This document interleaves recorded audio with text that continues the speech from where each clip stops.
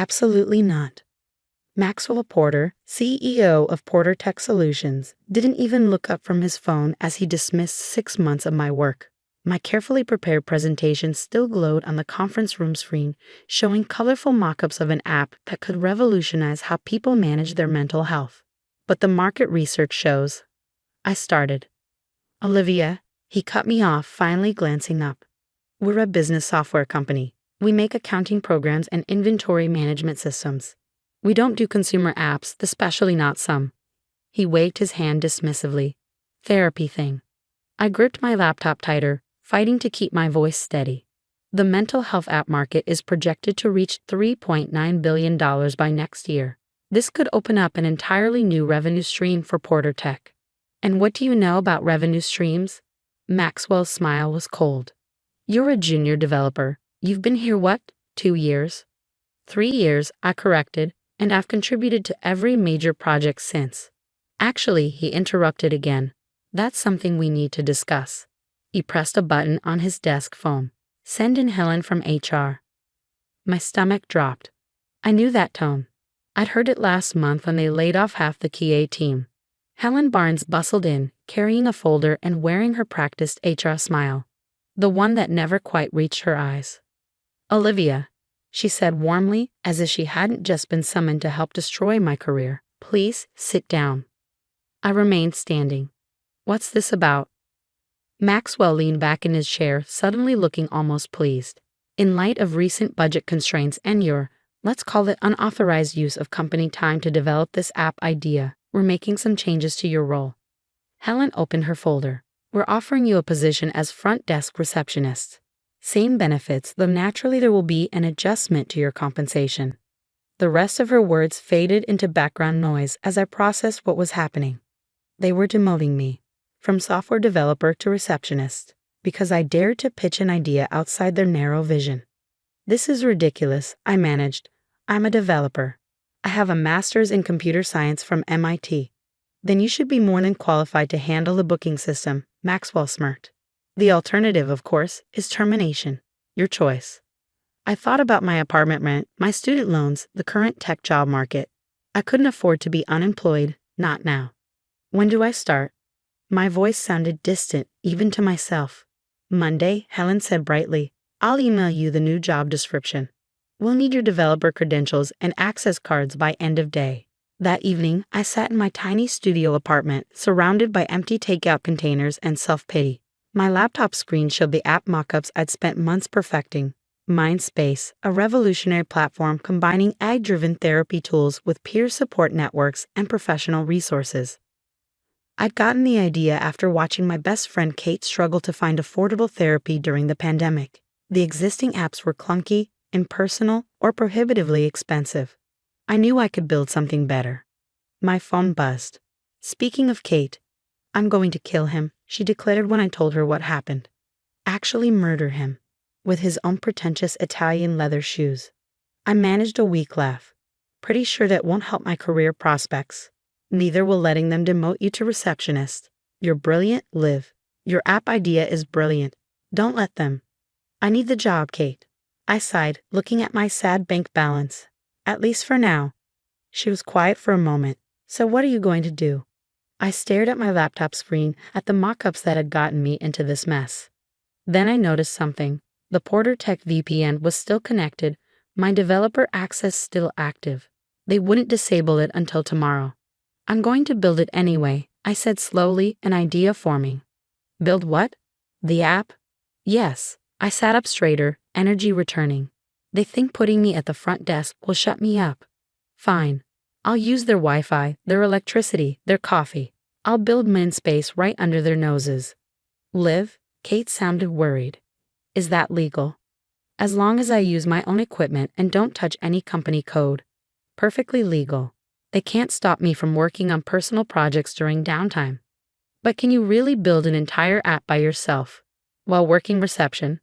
I thought about the coding workshops I've been running for local high school girls, teaching them the basics of app development. About Maria, the brightest student I'd ever mentored, who was now studying computer science because I showed her it was possible. I won't be doing it alone, I replied. I know exactly who to call.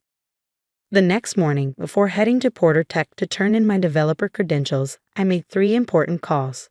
First, to Maria. How'd you like to get some real-world development experience? Then to my college roommate Jen, now a UX designer in Seattle. Remember that app idea I told you about? I'm doing it. You in? Finally, to my cousin David, a lawyer specializing in tech startups. I need to make sure everything I'm about to do is completely legal. By Monday morning, when I took my place behind the reception desk at Porter Tech, I had a plan. My personal laptop was loaded with development tools. I had a secure cloud repository set up under a different email, and I had a team of talented people ready to work remotely. Maxwell walked past without acknowledging me, probably expecting to see me broken and defeated. Instead, I smiled pleasantly and answered the phone. Porter Tech Solutions, how may I direct your call? Between calls, I opened my laptop and began to code. The front desk turned out to be the perfect cover. No one pays attention to the receptionist. Executives would have entire conversations right in front of me about market trends, user acquisition strategies, app monetization, all valuable intelligence for my own project. I learned more about running a successful tech company in my first week as a receptionist than I had in 3 years as a developer. Maria proved to be an invaluable partner, her fresh perspective helping us avoid the bloat that plagued most corporate apps. We coded in the evenings over video chat, her enthusiasm reminding me why I fell in love with programming in the first place. Jen's design work was extraordinary, making the interface both beautiful and intuitive. She understood exactly what we were trying to achieve, an app that felt like talking to a supportive friend rather than a cold digital tool. The work wasn't easy. I answered phones and greeted visitors all day, then coded late into the night. My apartment became a command center of sticky notes and energy drink cans. I survived on cheap coffee and determination. But slowly, mind space began to take shape. 1 month into my demotion, I overheard Maxwell talking to the head of marketing about their struggling attempts to reach younger users. I made notes and adjusted our strategy accordingly. 2 months in, a board member complained about the company's outdated UI design. I sent screenshots to Jen, who incorporated the latest design trends into our app. 3 months in, I had a working prototype. The AI algorithms were learning, the peer support network was functioning, and our first round of beta testers, recruited carefully from outside the tech industry, were providing valuable feedback. I was exhausted but exhilarated. This was more than revenge now. This was about creating something that could genuinely help people. Then came the day that almost ruined everything. I was deep in code, fixing a bug in the notification system, when a shadow fell across my desk. I looked up to find Helen from HR, wearing that same practiced smile. "Olivia, what are you working on?" I kept my face neutral, thanking every deity I could think of that my screen was angled away from her. "Just organizing my personal emails during lunch break." She nodded, but her eyes narrowed slightly. "Remember, all computer use must be related to your reception duties." Of course, I smiled back. I'll get right back to the visitor log. That night, I called an emergency team meeting. "We need to be more careful," I told Maria and Jen over video chat. "And we need to move faster. The longer this takes, the more chances they have to shut us down." "The core features are almost ready," Maria reported. "We could launch with those and add the advanced stuff later." Jen shared her screen, showing our latest analytics. Beta user engagement is off the charts. People love it, live. They're already asking when they can share it with friends. I took a deep breath, looking at the progress we'd made. We were so close. We couldn't fail now. Okay, I decided. Let's set a launch date, 1 month from today. As I ended the call, a notification popped up on my screen, an email from the App Store review team. Our initial submission had been approved. Mindspace was ready for release whenever we gave the word. I glanced at my Porter Tech employee badge at the photo taken 3 years ago when I still believed in the company's mission. In 1 month, everything would change. I just had to keep my cover for a little longer. With 1 month until launch, everything that could go wrong did. First, Porter Tech installed new monitoring software on their Wi-Fi network. I discovered this when Gary from it stopped by the front desk, wearing his usual friendly smile. "Just updating security protocols," he said, typing commands into his tablet.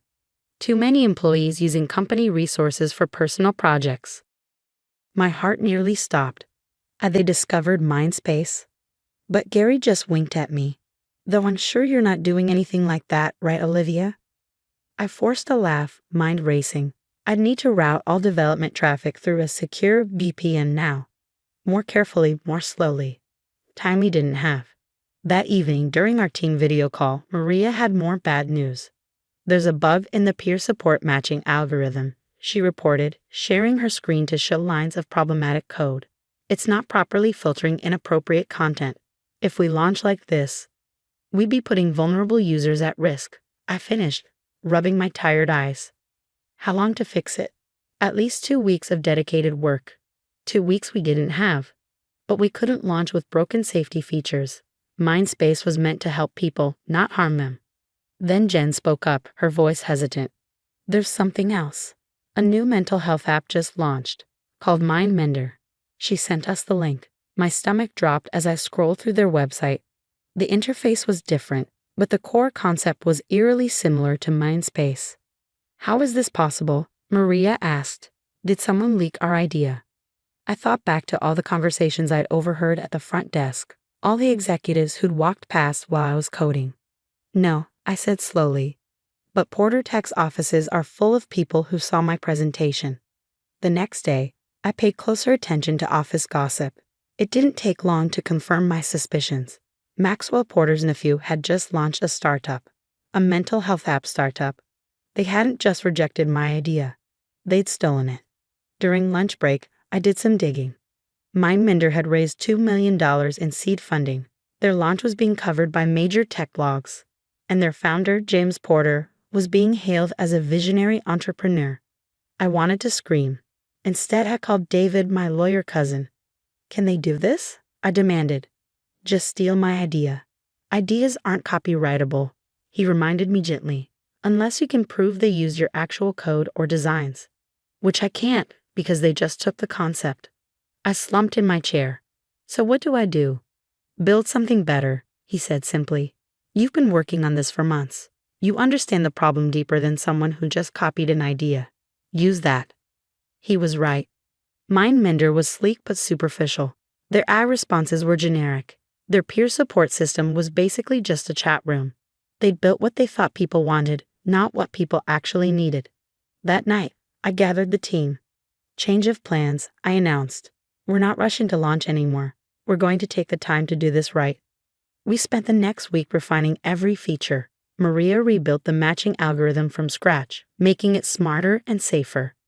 Jen redesigned the interface to be more intuitive, more human.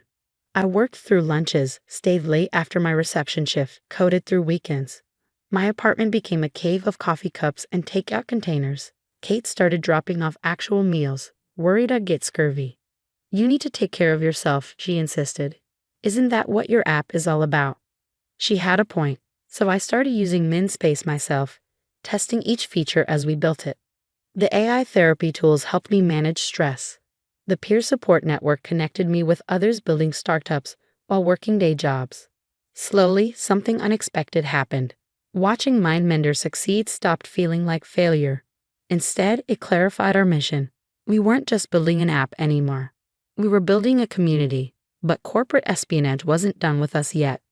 One morning, about 2 weeks before our new launch date, I arrived at work to find someone had been through my desk. Nothing was obviously missing, but things were slightly out of place. My laptop's position had shifted by a few inches. I checked the security footage from my phone's hidden camera, installed after Helen's warning visit. At 3 a.m., a figure had entered the lobby using an executive key card. They'd spent 20 minutes going through my desk drawers. The image was grainy, but I recognized the way they moved. James Porter, the MindMender founder, Maxwell's precious nephew. They were getting nervous. That night, I moved all our code to a new repository, changed every password, and activated two-factor authentication on everything. Then I did something risky. I left my work laptop in my desk drawer, with a special surprise installed. Sure enough, the next night, James returned. This time, my hidden camera caught him copying files from my laptop onto a USB drive. What he didn't know was that the files were decoys. Fragments of code that looked like Mindspace but wouldn't actually work. And buried in those fragments was a digital signature, proof that he tried to steal our work. Insurance, just in case. But we still had bigger problems. The deadline was approaching, and our budget was running dangerously low. We'd been funding everything ourselves, my savings, Jen's freelance work, Maria's tutoring money. Then came the investor call that changed everything. I was manning the front desk, trying to fix a bug in our notification system, when a woman walked in. Early 50s, sharp suit, the kind of confident presence that made everyone else in the room sit straighter. "I have an appointment with Maxwell Porter," she announced. I checked the calendar. Dr. Sarah Chen. "From Horizon Ventures?" She nodded, and I felt my heart skip. Horizon Ventures was one of the biggest players in health tech investment. As I called up to Maxwell's office, I noticed Dr. Chen glancing at my laptop screen. I quickly minimized my code window, but not before she raised an eyebrow. "Interesting architecture," she commented. "Building something." Before I could respond, Maxwell burst out of the elevator, all smiles and handshakes. "Sarah, wonderful to see you. Let me tell you about some exciting opportunities." They disappeared into the conference room, but not before Dr. Chen gave me a final, thoughtful look. That afternoon, after they finished their meeting, Dr. Chen stopped by my desk. "That looked like a therapy application you were working on," she said quietly, "with some unique security implementations I haven't seen before." I hesitated, then decided to take a risk. "Would you like to see more?" For the next 15 minutes, I showed her MindSpace, the learning algorithms, the sophisticated content filtering, the peer support network that matched users based on shared experiences rather than generic categories. "This is impressive," she said finally, "especially for someone working from a reception desk." She handed me her card. "Call my office tomorrow. Let's talk properly." That night, I barely slept. The next morning, I called Horizon Ventures from my lunch break. Dr. Chen didn't waste time with small talk. "Your app solves problems I didn't see addressed in your competitor's product. Problems that tell me you actually understand this market." "You mean MindMender?" I tried to keep the bitterness from my voice. "Ah," she paused. "You know about that situation." "Situation. James Porter has been pitching us for additional funding, but his numbers aren't good. User retention is abysmal. Turns out copying an idea isn't the same as understanding it." My heart raced. "Are you saying?" "I'm saying I'd like to discuss investment, real investment in a team that knows what they're doing." I gripped the phone tighter. "Even though I'm just a receptionist?" She laughed. "Honey, I started my first company from my car while working as a parking attendant. I know potential when I see it." The meeting was set for the following week, but first we had a major problem to solve. That evening during our team call, I broke the news. "We can't take investment while I'm still working here. It's a conflict of interest, possibly even a legal issue." "So quit," Maria said, as if it was the simplest thing in the world. "And risk them coming after us legally, claiming I developed it on company time?" "Actually," Jen interrupted, "I have an idea about that." Her plan was audacious, risky, and absolutely perfect. "It's going to take perfect timing," I warned. Maria grinned. "When has that ever stopped us?" We spent the next week preparing everything. Every detail had to be perfect, because we weren't just launching an app anymore. We were setting a trap. And Maxwell Porter was about to walk right into it. The morning everything changed started like any other at Porter Tech's front desk.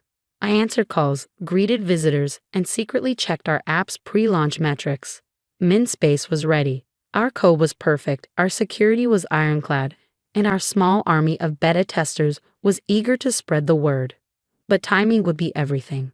At exactly 9:15 a.m., right on schedule, James Porter stormed through the lobby, heading straight for his uncle's office. He didn't even glance at me, the invisible receptionist who had outsmarted him at every turn. I sent a quick text to Maria. "Showtime."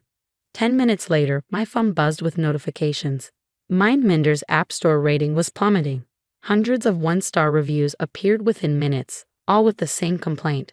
The app had crashed, deleting user data and exposing private messages. The bug we'd hidden in the code James stole was working perfectly.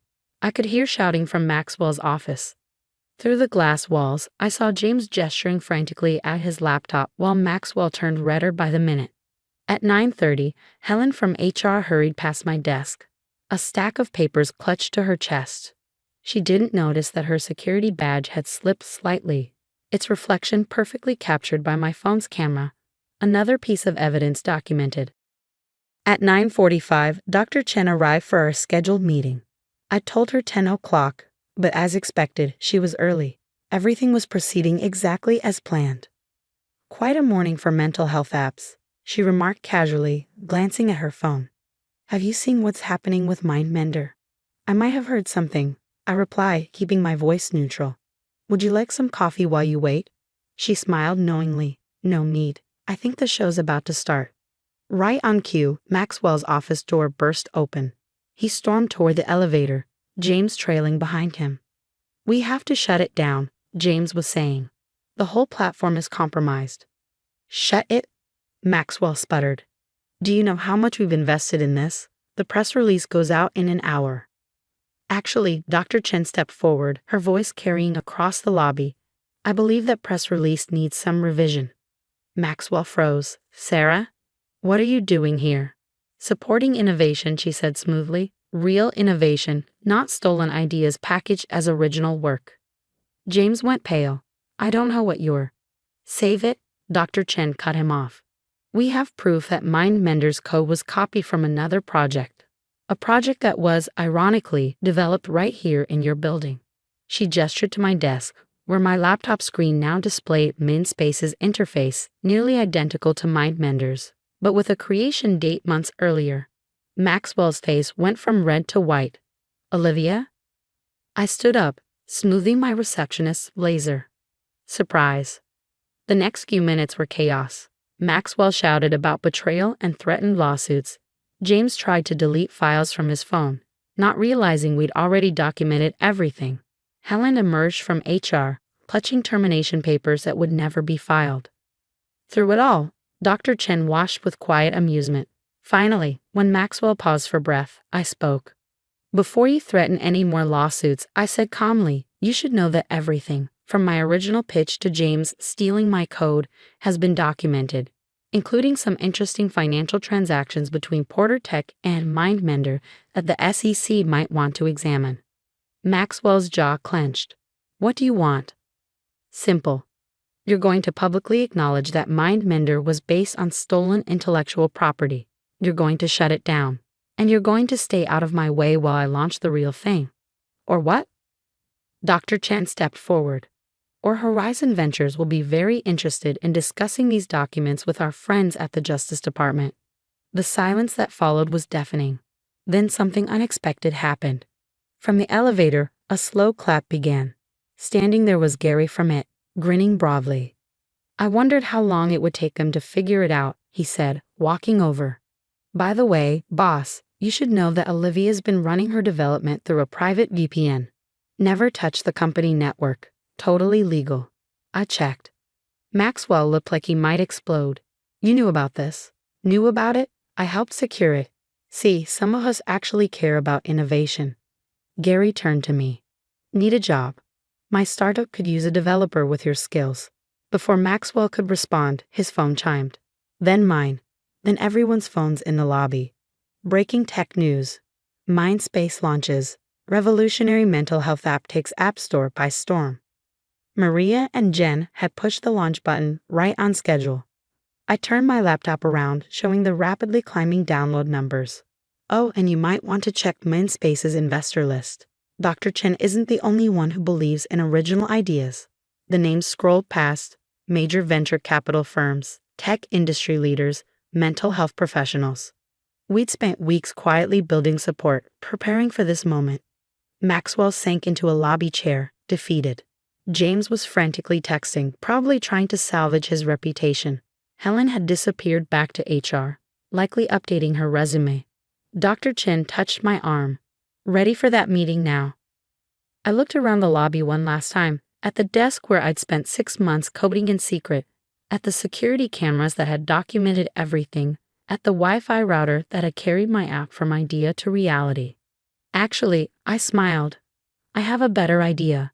Let's meet at my new office. I hear there's a tech startup looking to sublease Porter Tech's old space. 2 months later, I sat in what used to be Maxwell's office, now headquarters of Mindspace Technologies. Our app had passed 5 million downloads. Major healthcare providers were licensing our platform. And most importantly, we were actually helping people. Maria had joined full-time as our lead developer after graduating early. Jen had moved from Seattle to head our design team. Even Gary had jumped ship from Porter Tech, bringing his security expertise to protect our growing user base. Kate stopped by regularly, proud that her struggle had inspired something meaningful. "Just promise me one thing," she said during one visit. "Never get so successful that you forget why you built this." I pointed to the front desk visible through my office window. It was empty now, but I kept it as a reminder. "That's why the desk stays," I told her. "To remember that great ideas can come from anywhere, even from someone everyone else ignored." Porter Tech's stock had taken a hit after the MindMender scandal. Maxwell stepped down as CEO, though the press release called it a planned retirement. James had disappeared to some startup incubator in Singapore.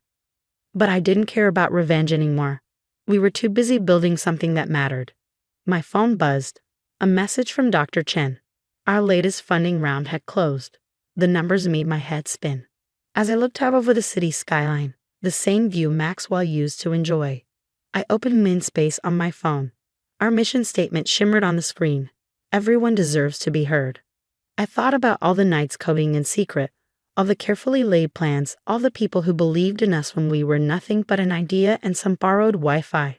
Sometimes the best revenge isn't destroying your enemies. It's building something so amazing that they're forced to watch from the sidelines, knowing they could have been part of it.